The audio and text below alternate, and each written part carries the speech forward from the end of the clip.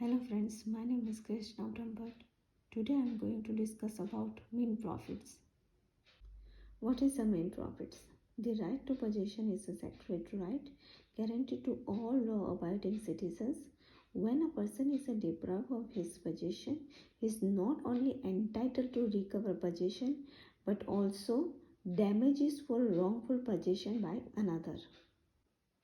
Let's see the definition.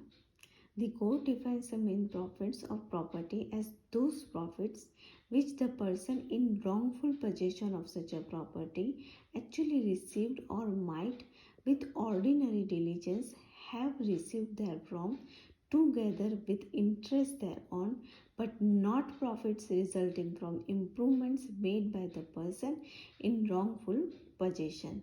Section 2, subsection 12 of Civil Procedure Code. Here, wrongful possession of the defendant is the very essence of claim for mean profits. They are awarded to the plaintiff by way of compensation for the period that he was ousted from possession. Let's see the case. In case of trespasser, what is the meaning of trespasser?